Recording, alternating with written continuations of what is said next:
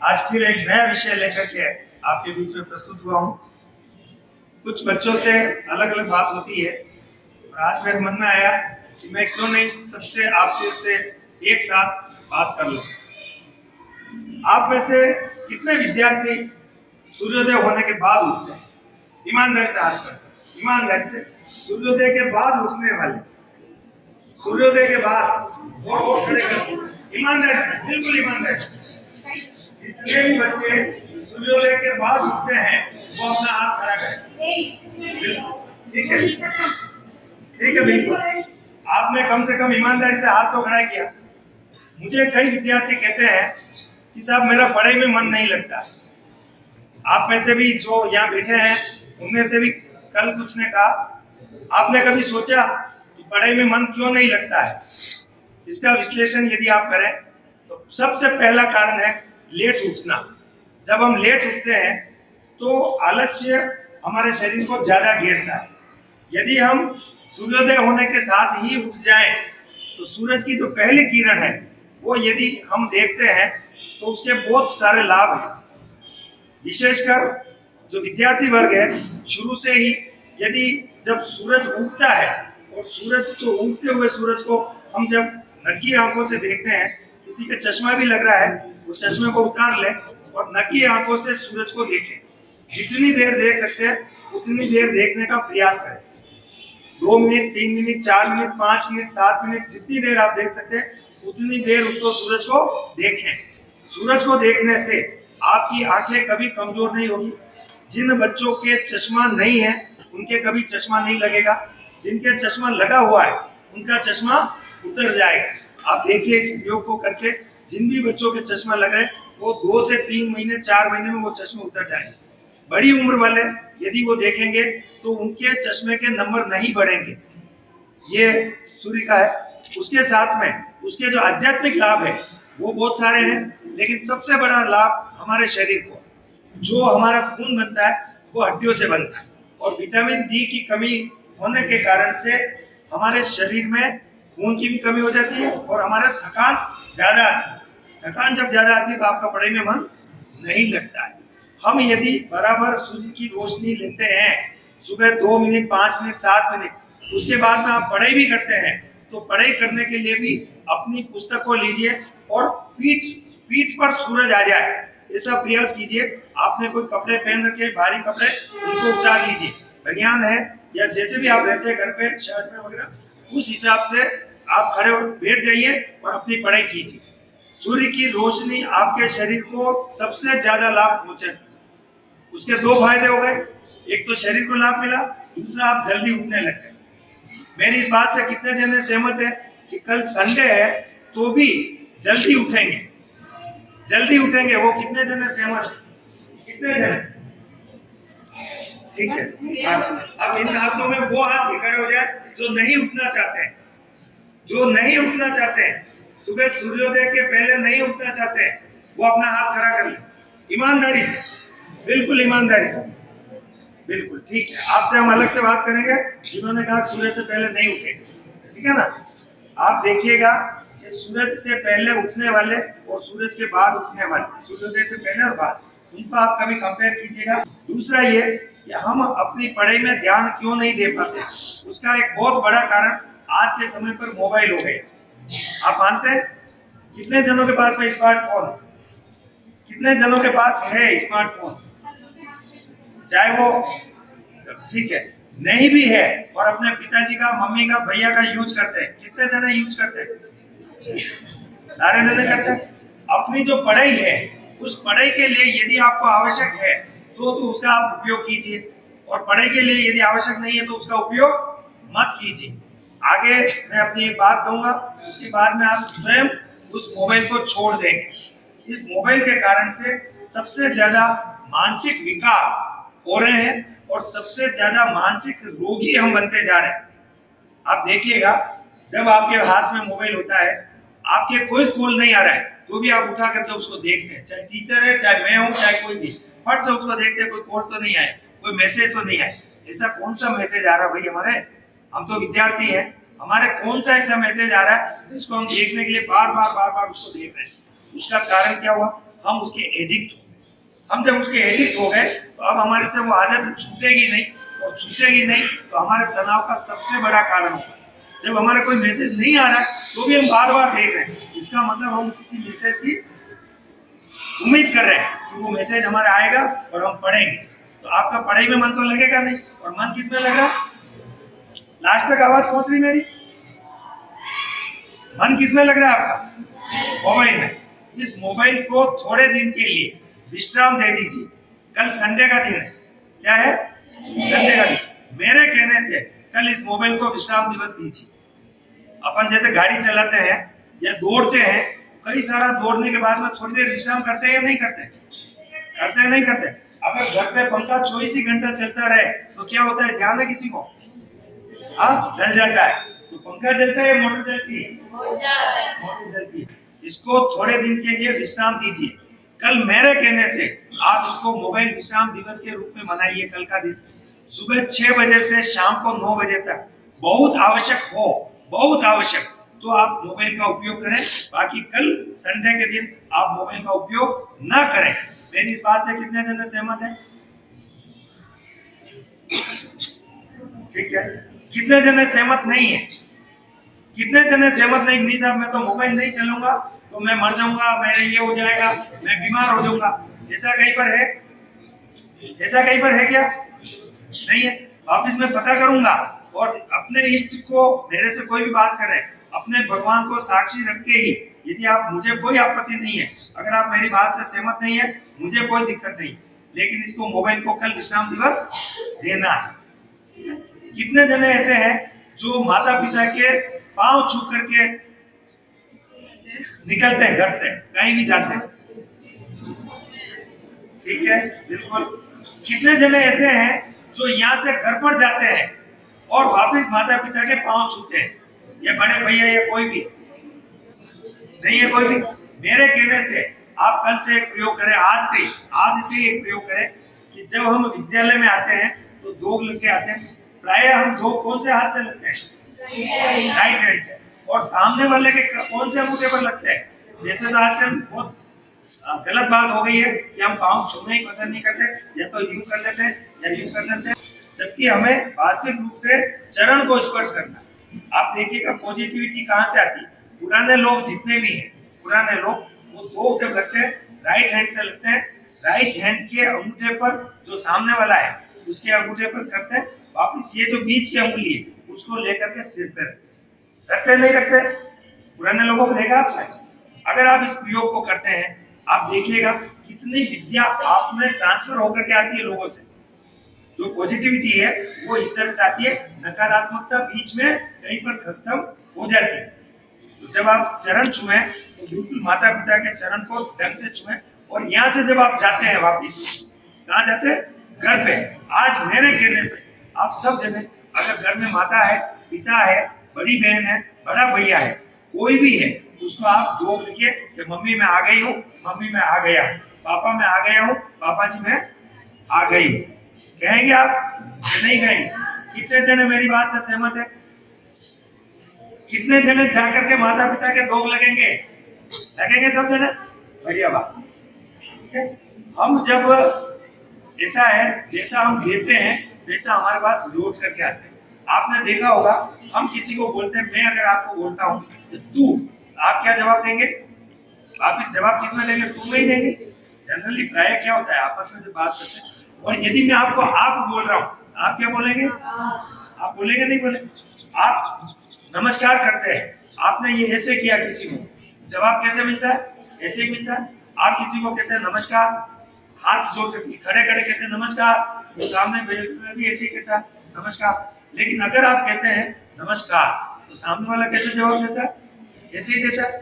और नमस्कार के बजाय, नमस्कार में कितना अक्षर है? कितना अक्षर है? 5। और प्रणाम में कितना अक्षर है? प्रणाम में 3। तो 5 बोलने से फायदा या 3 बोलने से फायदा? 3। तो हमारी आदत में क्या नाम है? हम प्रणाम, पापा जी प्रणाम, मम्मी जी प्रणाम, दोस्त है तो भी, बड़े हैं कोई, नमस्ते के बजाय भी प्रणाम। मैंने ये अनुभव किया है, मैं अगर जिला कलेक्टर को भी फोन करता हूँ और मैं ये बोला सर प्रणाम, जय हिंद प्रणाम, सर प्रणाम, वापिस रिप्लाई क्या मिलता मुझे? प्रणाम। वो जवाब नमस्ते में नहीं मिला आज दिन तक, ये मेरा अनुभव है। हम जिस किसी को भी प्रणाम कहते हैं, सामने वाला प्रणाम ही कहता है नहीं कहता। तो हम क्या करें, तू को बदले आप में, नमस्कार को बदले प्रणाम में, और प्रणाम का तरीका हम सही रखें, कैजुअल नहीं लें। हमारा जो सबसे बड़ा जो विकार आया, हमने हाथ जोड़ना बंद कर दिया, जबकि इसके पीछे एक बहुत बड़ी आध्यात्मिक शक्ति है, जिन चीजों से आप अवगत ही नहीं, क्योंकि आपको कोई बताता ही नहीं अब ये चीजें। जब हम प्रणाम करते हैं, हमारी दोनों हथेलियां जुड़ती है और हमारे वक्ष स्थल पर ये हाथ जाता है। ये अपने आप में ही एक ध्यान मुद्रा की स्थिति हो जाती है, और इसके कारण से दिन भर में जो एक्यूप्रेशर होता है, वो एक्यूप्रेशर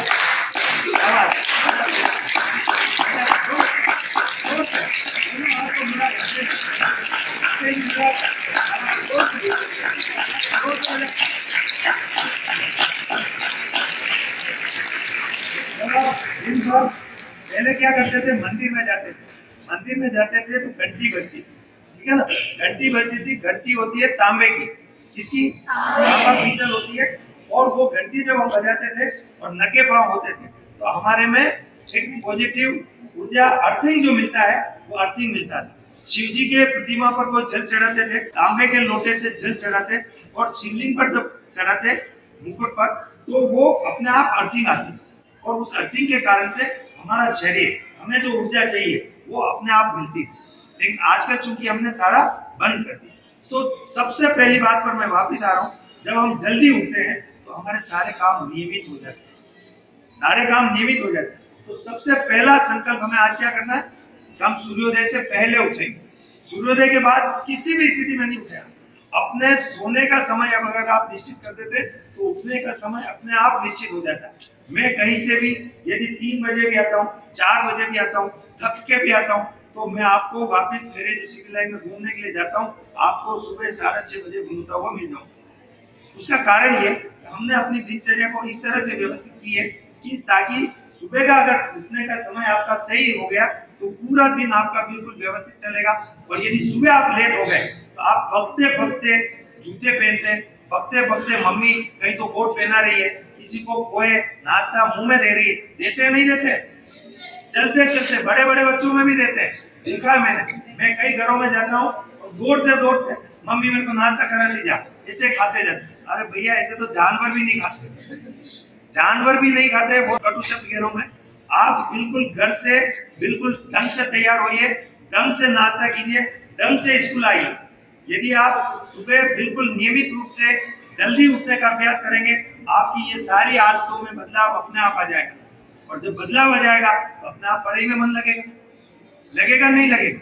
कोई मेरी बात से असहमत हो तो बताएं, जो मैंने जो कहा उसमें कोई गलती है और आप सुधार सकते हैं मुझे, तो बताएं मुझे, ऐसा कहीं है? तो हम अगर सुबह जल्दी उठ के अपना काम करते हैं। अब जो मेन बात पर मैं आ रहा हूँ, वो विशेषकर बड़े बच्चों के लिए तो अभी है, छोटे बच्चों के लिए आगे आने वाले समय।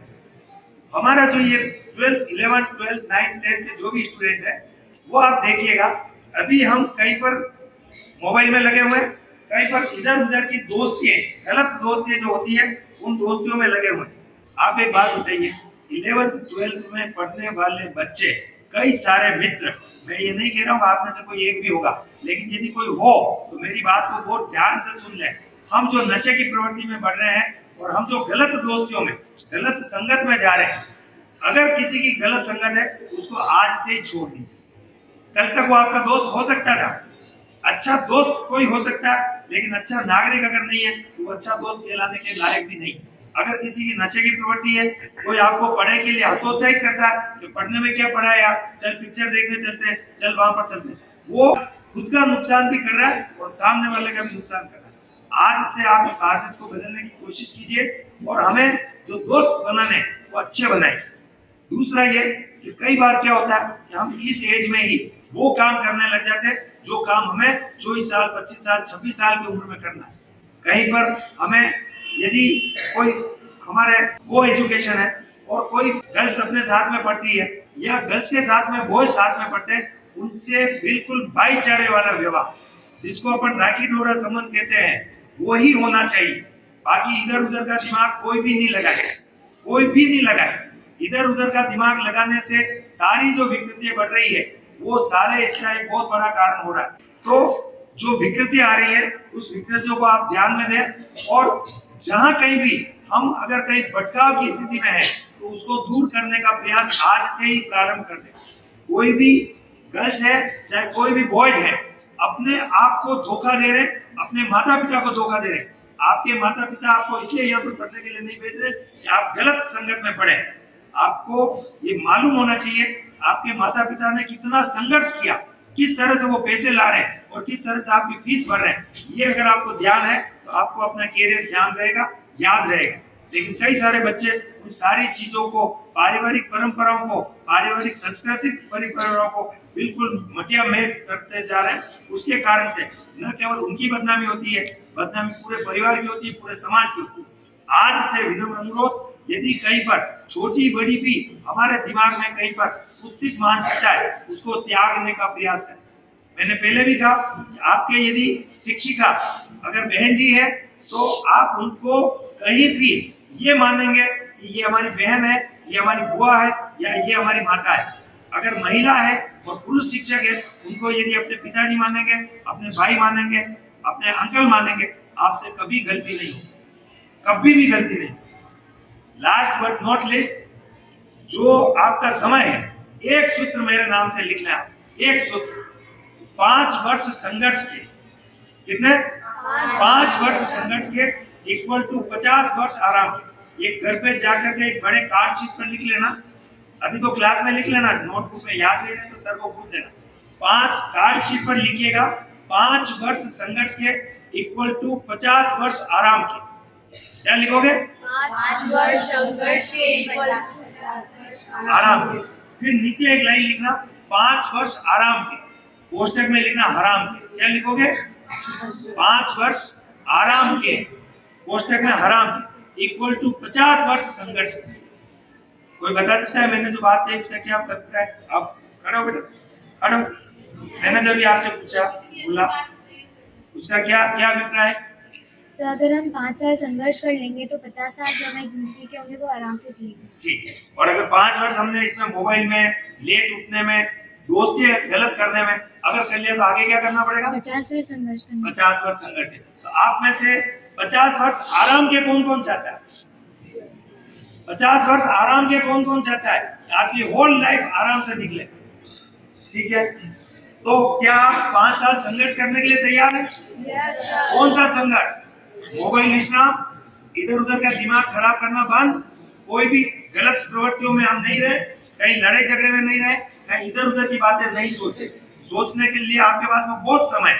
आप जब 25 साल के हो जाए, 24 साल के हो जाए, यूं तो कहने में 18 साल का व्यक्ति परिपक्व कहलाता है, एडल्ट हो जाता है, लेकिन हमें ऐसा लगता है आज के समय पर 25 साल तक भी मैच्योरिटी नहीं आ रही। ये मैं समाज में देख रहा हूँ, इसलिए ये दर्द मैंने आपके सामने रखा है कि 25 साल की उम्र के बाद आपकी मर्जी आज करें और कुछ निर्णय अपने माता पिता पर छोड़ दें। कुछ निर्णय, आप एक अच्छा मित्र आपका हो सकता है लेकिन अच्छा जीवन साथी नहीं हो सकता है। ये कहीं भी नहीं लिखा हुआ है। एक अच्छा मित्र आपका अच्छा जीवन साथी हो सकता है, अच्छा जीवन साथी अच्छा मित्र हो सकता है, लेकिन अच्छा मित्र अच्छा जीवन साथी नहीं हो सकता है। इन चीजों को आप त्यागने का प्रयास करें। जब आपका समय आए तब उस चीज को सोचे, आज से नहीं सोचे। और बिल्कुल जो मोबाइल में जो गंदी चीजें आ रही है उसके कारण से आपकी जो मानसिकता बिगड़ रही है उसको आप प्लीज प्लीज प्लीज दूर कर दीजिए, दूर कर दीजिए। मेरे पास में भी मोबाइल है लेकिन उसका उपयोग सिर्फ सकारात्मक काम या कहीं पर कोई अभी जैसे रिकॉर्डिंग करनी पड़े तो उसमें करो। बाकी मेरे पास में ये मोबाइल है। क्या आप ऐसा मोबाइल रख सकते हैं? ऐसा मोबाइल रखिए। अगर आपको कहीं आवश्यक है कि पापा का फोन आए या हमें फोन करना पड़े, एक छोटा सा मोबाइल घर में इस तरह का रखिए। और एक आदत और बनाइए, अपना मोबाइल अपने घर पर सार्वजनिक स्थान पर रखने की आदत डालिए। सार्वजनिक स्थान पर मतलब जहाँ पर आपका डाइनिंग रूम, किचन या मम्मी पापा जहाँ पर सबसे ज्यादा वहां पर वो मोबाइल रख दीजिए। उससे सबसे बड़ा हमारे माता पिता को ये विश्वास हो जाता है कि हमारा बेटा कहीं भी गलत लाइन पर नहीं। यदि मुझे भी कोई गलत संदेश भेजता है मैं सीधा उसको पहला रिप्लाई ये करता हूँ, आइंदा इस पर फोन नहीं करे और ये फोन मेरे बेटे के पास में रहता है। और मैं ईमानदारी से कह रहा हूँ, मेरा फोन मेरे बेटे के पास भी रह सकता है और मेरे बेटे का फोन भी मेरे पास रह सकता है, कोई लॉक वगैरह नहीं। हम क्या करते हैं, 4 तो लॉक कर दिए, वो भी अपनी फिंगर से या अपने फेस से। पिताजी चाहे तो देख नहीं सकते, माताजी चाहे तो देख नहीं सकते, और उसके कारण से हमारी सारी विकृतियां आ रही है। समाज में जो विकृतियां हो रही है उसमें कहीं भी सहभागिता नहीं निभाएं, बल्कि हम सकारात्मक सोच के साथ सकारात्मक प्रवृत्तियों में हमारा दिमाग लगाएं। अभी सिर्फ पढ़ाई के अलावा हमें कोई ध्यान नहीं देना। सहमत है आप मुझसे? तो 5 वर्ष क्या करेंगे? संघर्ष। तो 50 साल आराम से। और उसका एक एग्जांपल मैं आपके सामने कराऊं। 1990 में 15/11/1990 को मैं नौकरी में लगा। सिर्फ 1.5 साल तक मैंने मेहनत की, सिर्फ 1.5 साल तक, और 1.5 साल की मेहनत से मैंने अपने 32 साल नौकरी के अच्छे कैरियर के रूप में निकाले। उसका सिर्फ ये कारण था कि हमें ये चीज किसी सज्जन ने सिखाई कि 5 वर्ष आप संघर्ष कर लीजिए, आपके 50 वर्ष आराम से निकल जाएंगे। हमने 5 साल सारी अच्छी प्रवृत्तियों की तरफ ध्यान दिया, तो आज हम सुखी हैं। मेरी बात को आप बहुत गंभीरता से लेंगे, ये मेरा पूरा विश्वास है। और आने वाले समय में इस विद्यालय को, जहाँ पर हम दंड मुक्त विद्यालय की परिकल्पना कर रहे हैं, निश्चित रूप से अगर आपकी सकारात्मक सोच रही, आपका सहयोग रहा, तो हमारे जो टीचर्स हैं उनको यहाँ पर खड़े रहने की किसी को जरूरत भी अभी पिछले 5 साल में आप देख रहे हैं, कोई भी टीचर खड़ा नहीं रहता, फिर भी आप कितने अनुशासन में आ रहे हैं। इसका मतलब ये अनुशासन में तो हम हैं, लेकिन हम रहते नहीं। अनुशासन में हम हैं, हम अपनी बाइक को अगर खड़ी करते हैं तो ढंग से अगर खड़ी करें तो हम एक अनुशासित व्यक्ति के रूप में कहलाते हैं, लेकिन उसी बाइक को अगर हम गलत तरीके से खड़े करते हैं तो हम लापरवाह कहलाते हैं। पब्लिक आपको देखती है हर जगह पर। आप एक बात और मैं कहना चाहूंगा, विशेषकर बच्चों से, कि कहीं पर बहकावे में नहीं आए, कहीं पर किसी के लालच में नहीं आए। उसका कारण है आज के समय पर इतना उस तरह का निर्दयी हो गया। पिछले दिनों में आपने एक घटना सुनी होगी, कितने टुकड़े हुए? किस कारण से हुए? वो कहीं बेला फुसला करके हम उसको वो हो जाते हैं, उसके चक्कर में आ जाते हैं। ये बेला ने फुसलाने वाली चीज में मत आओ। अपने माता पिता से, बच्चों से भी कह रहा हूँ, यदि आपके साथ में कोई भी गलत बात होती है, अपने माता पिता के साथ, अपने बड़े भैया के साथ, अपनी दीदी के साथ उन चीजों को शेयर कीजिए। और आज से एक नियम और बनाइए, माता पिता के पास यदि समय नहीं भी है, उनको जबरदस्ती बिठाइए, 2 मिनट, 5 मिनट, 10 मिनट बिठाइए और उनको कहिए कि आपको हमसे बात करनी है। कुछ भी बात, उनका अनुभव पूछिए, उनकी दिनचर्या पूछिए, अपनी दिनचर्या उनको बताइए, और माता पिता के साथ में संवाद स्थापित कीजिए। माता पिता के साथ संवाद स्थापित होने से आदि समस्याओं का समाधान अपने आप हो जाता है। आज के समय पर जो आत्महत्या लोग कर रहे हैं, वो सिर्फ मानसिक अवसाद में आ जाने के कारण से। एक बच्ची है, उसके साथ में कोई मित्र गलत हरकत कर रहा है, वो कहीं पर कह नहीं पा रही है, और कह नहीं पा रही है वो फांसी के फंदे पर लटक जाती है। ऐसा प्रयास कभी नहीं करें। आत्महत्या करना किसी चीज का समाधान नहीं। समाधान है अपनी बात को किसी के सामने प्रस्तुत करना और उसका निराकरण प्राप्त करना। आज समय काफी हो गया, कभी और अवसर आने पर बात करूंगा। जय हिंद, धन्यवाद।